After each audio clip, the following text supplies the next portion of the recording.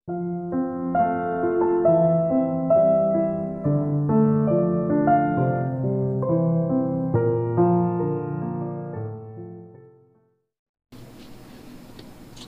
हम शेयर कर रहे हैं बिरयानी और पुलाव के साथ सर्व की जाने वाली लाल वाली चटनी, जिसे कि लहसुन और सूखी मिर्च के साथ बनाया जाता है।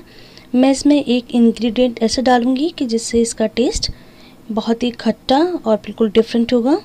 ये लाल चटनी यूँ तो हर कोई बनाता होगा, लेकिन इस इंग्रेडिएंट के डालने के बाद इसका टेस्ट बहुत ही अच्छा हो जाता है।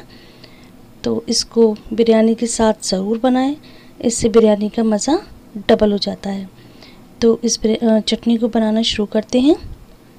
तो इसके लिए हमने सबसे पहले ली हैं 4 से 5 सूखी साबुत वाली लाल मिर्च, 15 से 20 लहसुन की कलियां जिसको कि हमने छील लिया है, आधा चम्मच ज़ीरा लिया है और टेस्ट के हिसाब से नमक लिया है ½ टी स्पून, और एक टमाटर लिया है जिसको धोकर मोटा मोटा काट लिया है।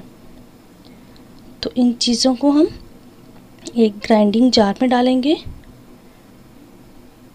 और इसमें अभी हम पानी नहीं डालेंगे। देखिए इसमें पानी नहीं डाला है और इसको हम ग्राइंड करेंगे सिर्फ 30 सेकंड्स के लिए।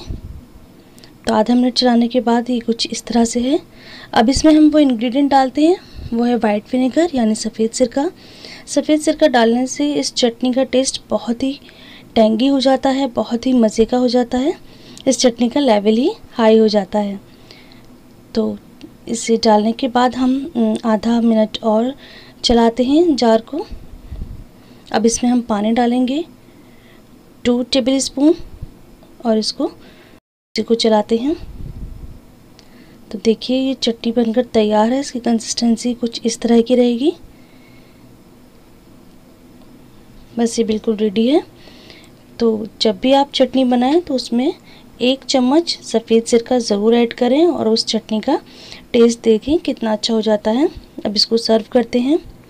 इस चटनी को हम किसी भी पुलाव के साथ, मोमोज़ के साथ, मिसी रोटी के साथ सर्व कर सकते हैं, लेकिन ख़ास तौर पे इसको बिरयानी, यखनी पुलाव, अफ़गानी पुलाव और खिचड़ी के साथ बनाया जाता है। तो उम्मीद करती हूँ ये इजी सी रेसिपी आप लोगों को ज़रूर पसंद आएगी और इस छोटे से चेंज के साथ इस चटनी में बहुत बड़ा टेस्ट में फ़र्क आता है। तो आप ज़रूर ट्राई करिएगा। Thanks for watching. फिर मिलते हैं एक और नई रेसिपी के साथ।